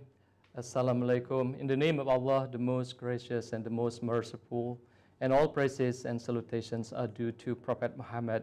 Welcome to the second slot of our Inaugural Alumni International Symposium 2022, organized by the UNISA Alumni Center. We are very pleased, first of all, we'd like to share our greetings, salam, to all family of UNISA, starting from the University Board of Directors, top management, keynote speaker, Dr. Azmi bin Omar, and also most celebrated one, all alumni of UNISA all over the world. Right, so for today, we would like to start with the keynote address, which is in a way is a catalyst that can give some key directions of this symposium. Ladies and gentlemen, when we talk about university and alumni, they are very closely related. They are born. Someone is an alumnus just because someone has graduated from a place. And from all alumnus, then we could come with one big family of alumni. This is something we would like to address all alumni, UNISA, all over the world, and we hope everyone is well. We are quite privileged indeed to have our prominent speaker for this afternoon in Dr. Azmi bin Omar, because he is indeed our alumnus. When he graduated from Kuza, or University Sultan Zainal Abidin, or at that time was known as Sultan Zainal Abidin Islamic College back in 1986. Right. We'd like to share a bit on his CV of Dr. Azmi. First of all, actually, he came from the second batch of Kuza Diploma Arabic Language and Literature. And he was accepted to do Masters of Arts at Temple University, United States, back in 1986 with Diploma Kuza and the Kuza Lecturer Scheme. Everyone is shocked to know that he completed his PhD when he was only 26 years old in Islamic philosophy of education. what an achievement then by him. And he served at CUSA in various capacity. And notably, he was a Deputy Director of Academic Affairs and also Deputy Directors of Students Affairs and Alumni. And he resigned from CUSA back in 1998 because he ventured into private sector. He formed consultant company into the various studies in socio-economic educations and politics. And he also established a think tank for state of Terengganu back in 2004, known as Terengganu Development Institute, and became its president and CEO back from 2004 to 2008. And at the moment, he is also director in a few companies, right? And since 2020, Dr. Azmi is back to UNISA, where he belongs to. He has been back to contribute, has his capacity as one of the member of University Board of Director. Being in the Board of Director, of course, this is a supreme authority of the university, which act as a body in implementing change and improving efficiency and effectiveness in the university. And it also provides clear support and guidance to the university management in determining the direction of university while maintaining the mission of the university. This is the big role played now by Dr. Azmi in helping out UNISA. To all alumni out there, before we cordially invite our speaker, Dr. Azmi, we would like to inform all alumni, you are kindly informed that if you are interested in asking some questions, maybe some inquiries towards the end of the presentations of Dr. Azmi, if we do have some time left, inshallah, then we'd like to invite you for some questions later on.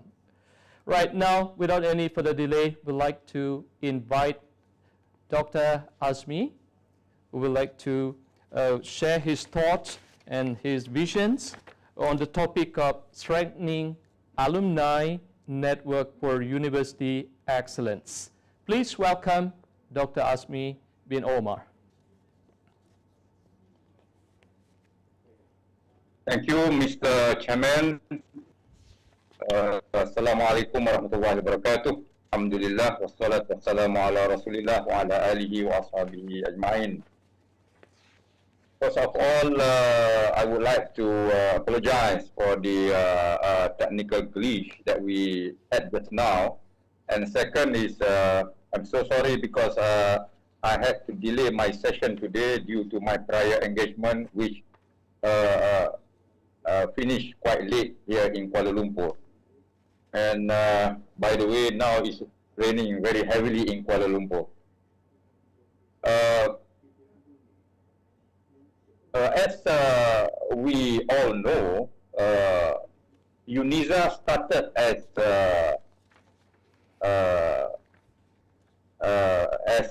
KUZA, College Agama Sultan Zainal Abidin, in 1980.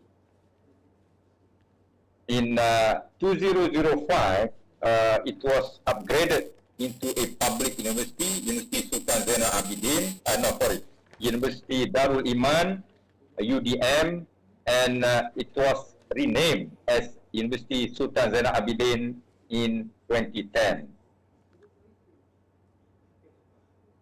Now UNISA is 41 years old. Since then, it has produced so many educated and prominent graduates as proof of its success. University alumni are important assets generated through a lengthy educational process in a university. Their involvement in supporting and contributing voluntarily to a university is important to maintain the growth and development of a university. Not only can universities benefit from the existence of collaboration with the alumni, but students can also take advantage of relationship with alumni and enrich their experience while at the university.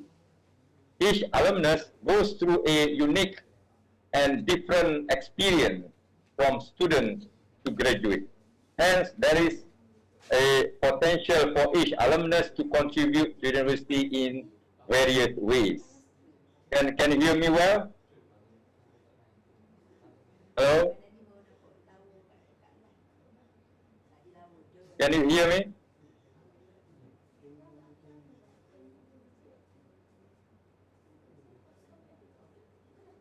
Can you hear me?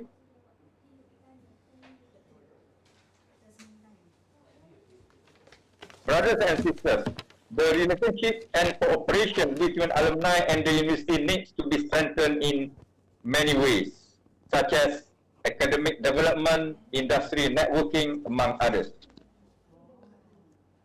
The purpose of the establishment of UNISA Alumni Center, ACE, is to create a platform for alumni to reconnect with the university. UNISA warmly welcomes alumni who want to serve the university. Now, due to modern communication, social media, ACE can reach out more, not only in this country, but throughout the world. Alumni are the best role model and closest to students. The involvement of alumni in the university by bringing in their own image and credibility in current life can have a positive impact on students. They have successfully weathered the same challenges as the current students are going through.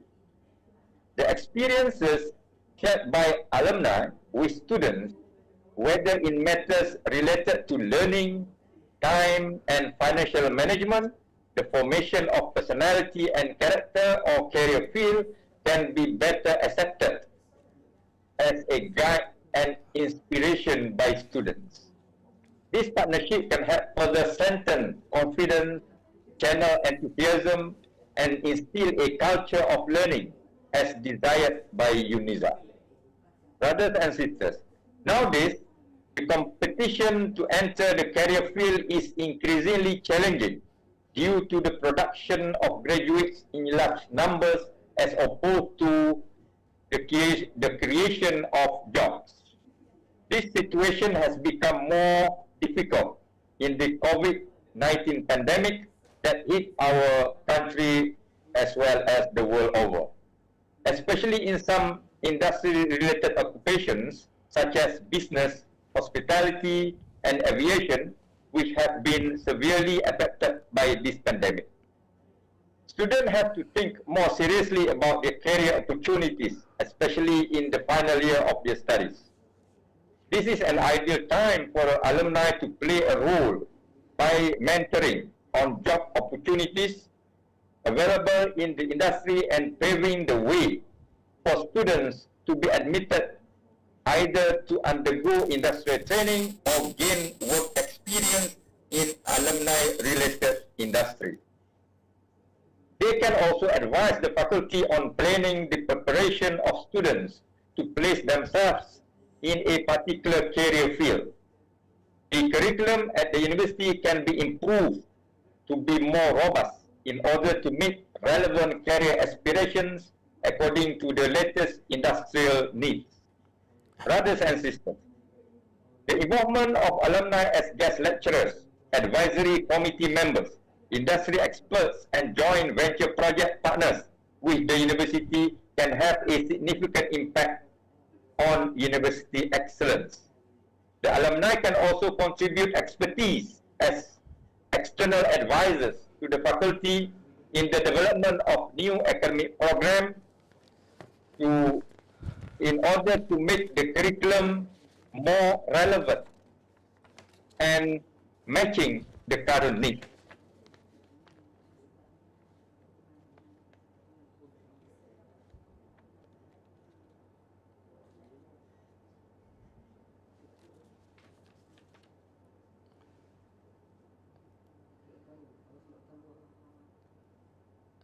Hello? Yes, Dr. Ashmi? Is okay? Yeah, we can hear you. Please proceed. I thought there was a technical glitch again just now. No, you're okay. Alumni can open up opportunities in the development of research between universities and their industries network, both locally and abroad in terms of collaborations and smart partnerships. This allows the university to enrich and university niche-related research alongside other industry experts through the application of theories. that have been analyzed and tested with the help of the industry. The success of knowledge transfer through research, innovation, and lifelong learning will further enhance the capacity and reputation of the university significantly on the national as well as international stage. Not only can universities and students benefit from alumni, a well-established community of senior alumni can also shape junior alumni into better professional development. This enables junior alumni to develop their careers and professions, thus further increasing the community's confidence in the university's ability to produce excellent graduates. Today, many universities, including UNISA, are very committed in providing continuing education that can help enhance the careers of their working graduates by offering lifelong learning courses and postgraduate studies that are suitable for alumni who have completed their first and second degrees. Brothers and sisters, alumni can be actively involved as ambassadors to assist in strengthening new students' recruitment efforts at the university. Such efforts can be mobilized either at the national, regional, and international levels, depending on the potential and position of the alumni through their networking. They can also act as intermediaries to promote and encourage prospective students, namely from family and friends, to consider this university for higher education. The experience at the university and their success in employment are tangible results that can help prospective students to decide on the selection of higher education institutions.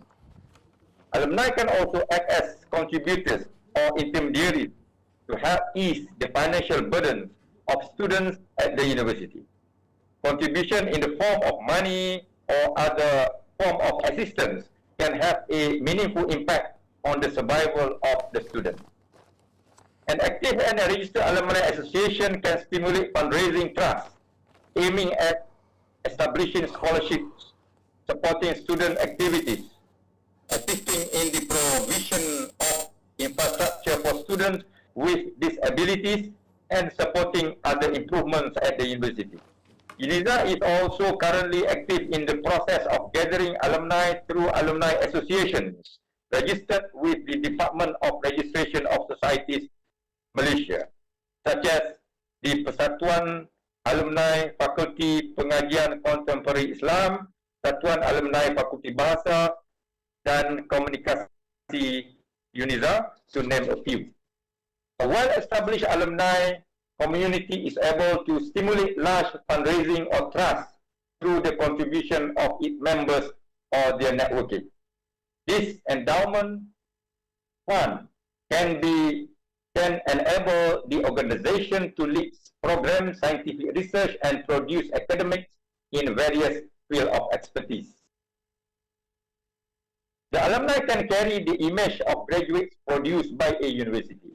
Positive views and statements related to the university shared by alumni through electronic or social media are taken as endorsement to the reputation of the university. They have the ability to influence the outside communities. From their perspective, the alumni have gone through and understood the challenges at the university throughout the period of life they studied there. Alumni who have served successfully in various sectors, both locally and abroad, are evidence that confirms the quality and effectiveness of the university study, research, and community program. The more influential the position of the alumni in their careers and life, the higher the community's recognition of the university associated with them. Brothers and sisters, finally, there is no denying the role of alumni is important in the development of a university. Each alumnus can indeed make a variety of beneficial contributions to students, graduates, alumni, universities, and the community. The university needs the views and assistance from the alumni to advise the university to achieve the vision and future goals of the university. Alumni are important assets to the university, and their contribution and involvement can raise the reputation of a university at the national and international level. Furthermore, to all alumni, I warmly welcome and express my gratitude for your willingness to participate in this symposium and strengthen your relationship with UNISA. May we all be able to make continuous contributions so that the future generations can benefit from it. I thank the organizer for inviting me to give this speech in Inaugural Alumni International Symposium. And I welcome if there is any question to answer. Wassalamualaikum warahmatullahi wabarakatuh. Waalaikumsalam warahmatullahi wabarakatuh. Thank you very much, Dr. Azmi, for the highlights given. To all alumni out there, I believe then you have gone through some thoughtful and inspiring speech by Dr. Azmi with regard to what alumni is all about and also the role of alumni in making UNISA stronger. Some of the G's mentioned by Dr. Azmi just now is the role model and inspiration, whereby all alumni are considered sebagai role model. If you are successful, that one will motivate the other students who will emulate like what they do. And second one, nowadays, and we know of then finding jobs, occupation is not that an easy thing to do. So having very good mentor, that one will lead very good alumni. The third one, we also think that this type of alumni can help in stimulating trust fundraising for the university. The next one is a lot of opportunity mentioned just now by Dr. Azmi in terms of professional development. So hopefully these alumni will give back to the university, inshallah. So now we'd like then to welcome some questions, any inquiries from the audience, from outside there. Alumni, you might have something to ask about, because we know our prominent speaker in Dr. Azmi has done a lot during his time as a student at KUSA in those days, and also his contribution back now to the university. Please welcome, if any. If I could ask Dr. Azmi, so we have a couple of questions from the students posed.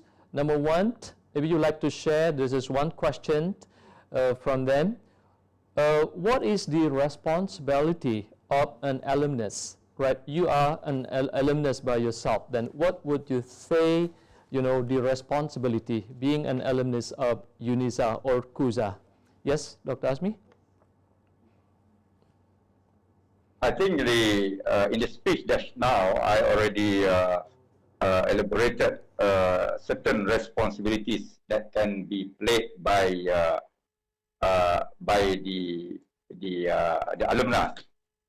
One thing now is I think we are at the critical time whereby getting employed is a very, very difficult thing to do, as alluded by the chairman. I think what the alumni can do now is to help the university to formulate the curriculum based on the industrial needs. Because as we go into the employment sector or the industrial sector now, the employer are looking for the capable graduates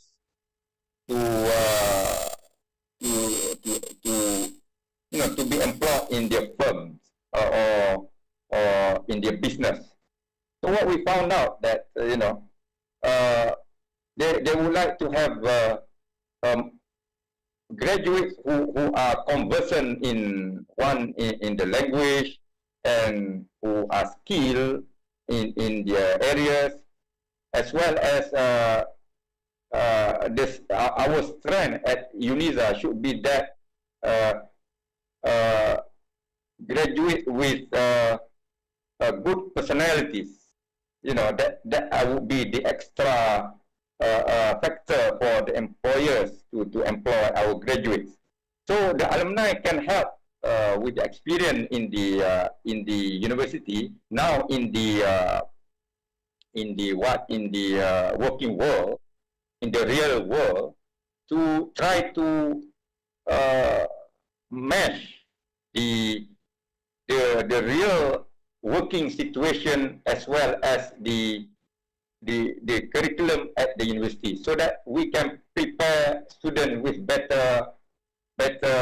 We can prepare students to be better prepared to go to work in the industry. I think that is what I can see now is what is lacking in our currently, and it is the job of it is the responsibility. You are talking about responsibility just now of our alumni to find ways to remedy the situation. Thank you. I think it is pretty crystal clear with regard to the answers given. So maybe the next question is quite interesting. Dr. Azmi, sometimes the alumni, they have been away from CUSA, UDM, or UNISA, and they now they think that they would like to give back to the university. And in your experience, how do you think then how to ensure alumni feel special at the alma mater? I mean, they feel like they are loved by UNISA. So would you like to share something, Dr. Azmi? Well, the problem, perhaps, that we are facing with this institution, UNISA, is that those who graduated from CUSA, they don't really feel sense of belonging to UNISA, because they think that, like me, if perhaps, if I'm not at the board level now, as a board member, I would say that I have nothing to do with UNISA because I was graduated from CUSA. The same goes with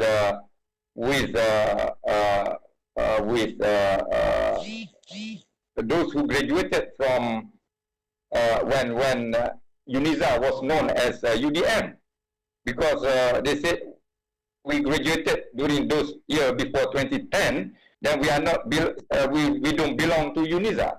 So these are the problems that I think why our association, our alumni association, is having problem to recruit members. But having said that, I think what the alumni can do is that, or I would rather say, what I can say is that CUSA, UDM, and UNISA is the same thing.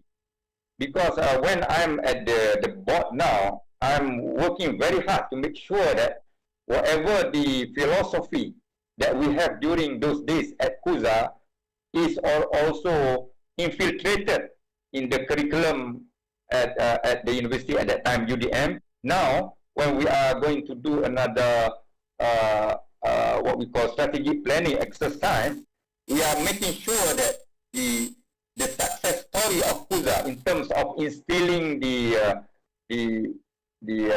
teaching of or the spirit of Islamic knowledge into the curriculum is still there.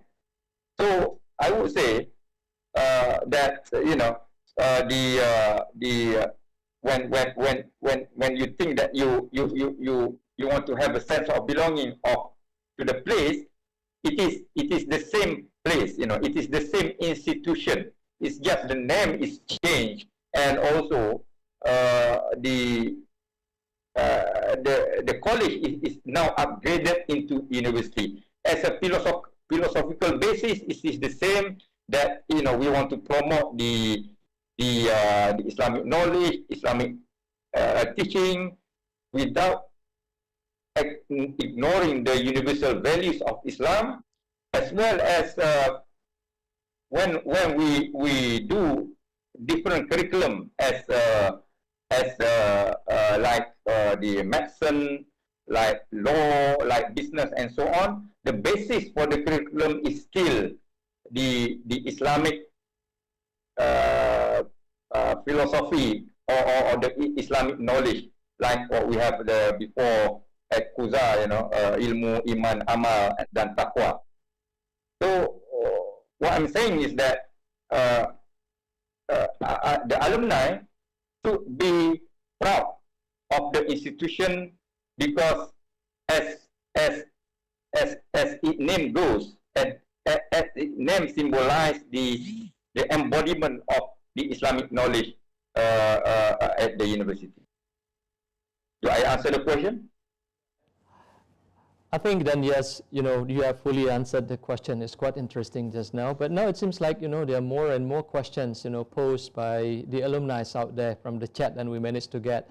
Dr. Azmi, then you managed to talk about career mentor. What I mean is that some successful alumni then are supposed then to be able then to be a mentor for the young ones at the university. How did you see this type of phenomenon? And what do you think alumni should do in order to mentoring the youngsters or the young students at universities? I think in Malaysia we have quite a few of successful alumni at the produced by Kuza, UDM, or UNIZA.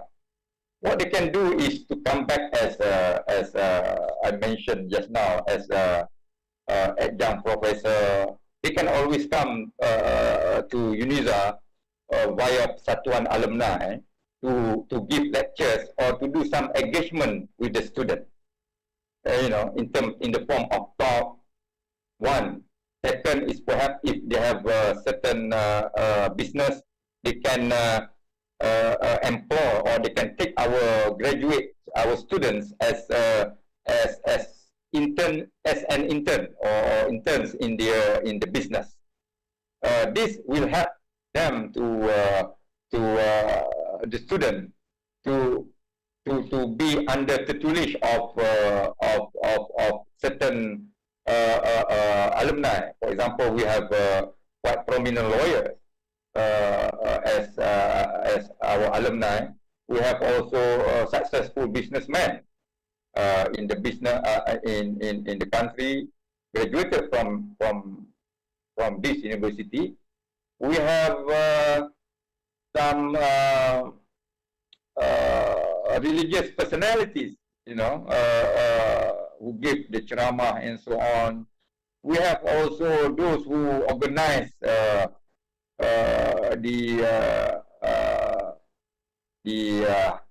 company who organize the Umrah and Hajj. These are certain areas that I can, to name a few, that can take our students as their interns before they graduated, and perhaps if they can do well, they can continue as employee to the firm that they attach to. Thank you. Thank you very much for the highlight. Now there is just one interesting question, Dr. Azmi, with regard to QS ranking. This is really, a deciding factor to rank university where it stands. One of the criteria is very obviously on the reputations of the university. And of course, when we talk about reputation, it is brought by the alumni. What would you suggest then, in terms of how to elevate or lead the rankings by having good reputations? What should alumni do to help UNISA, to help, elevate the rankings in the QS ranking, for instance? I think what we are lacking is the marketing of the university to the at the national level. We are a comprehensive university, and we have so many faculties that offer varieties of courses. But our problem is we don't package our product well to the industry, that they can employ our students, or at least there's some collaboration with them. So what I'm saying is that in order to, one of the way to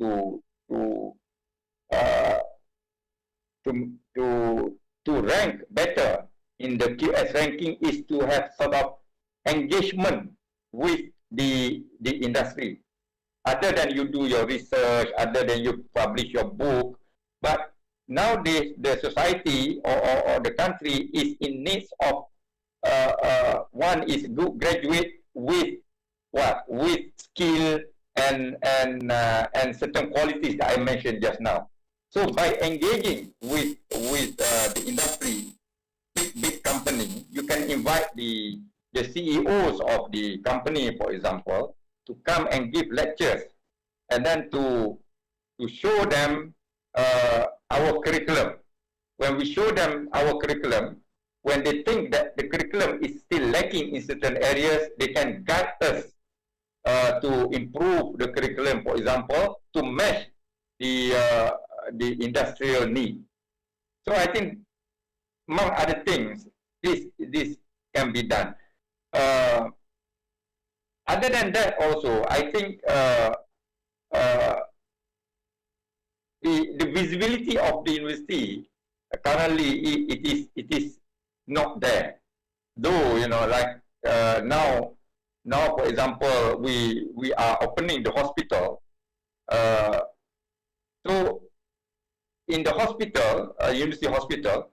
So in the hospital side, at the hospital side, we need to do more on like also niche for the hospital. That, you know, what we want to be. Do we want to be a cardio center or some other disease, or we want to be everything, for example. So we need to be more focused when we do the strategy for our institution, for the purpose of marketing as well, and then we need to invite those who are capable in the industry to come and view our curriculum as well as our facilities. Thank you. You know, we seem to have a little bit more and more, interesting questions, posed by the alumni. But I think I'd just like to take one last question with regard to stimulating trust fundraising. It is a lot mentioned, alumni can be, contributors and also intermediaries, and to help ease the burden of some students at university.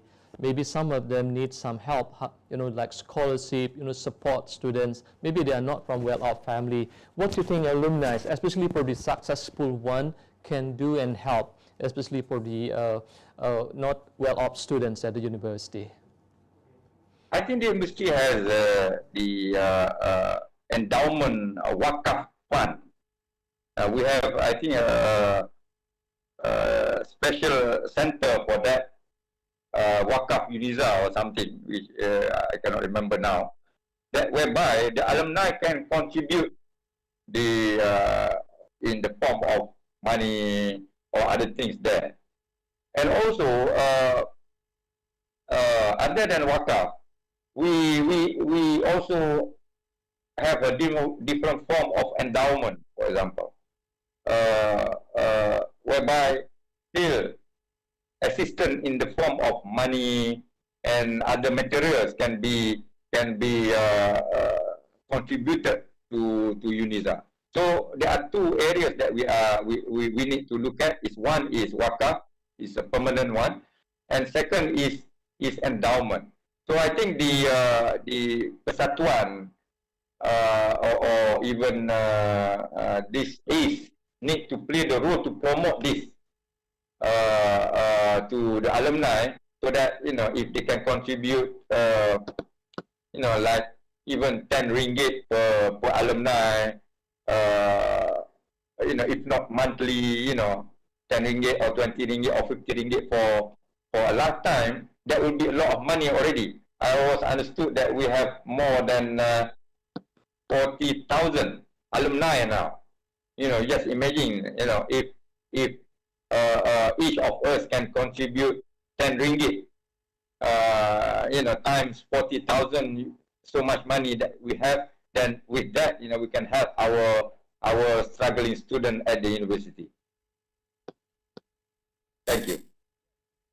Very clear. It's very clear, Dr. Asmi. Then you seem that to to remind us on the importance of wakaf to help. Then and we do need then some contributions of some successful alumni out there to help our students. By that, it has wrapped up our sessions with Dr. Asmi Omar. So since time is not on our side, then there seems a few more questions raised by the alumni out there. So we would like then to summarize then what Dr. Asmi has been mentioning, and for the last 1 hour with regard to the importance of alumni. Firstly, alumni role is very crucial for development of the university in terms of providing support for the university and also to increase the visibility and reputations of university, especially in terms of playing with the ranking.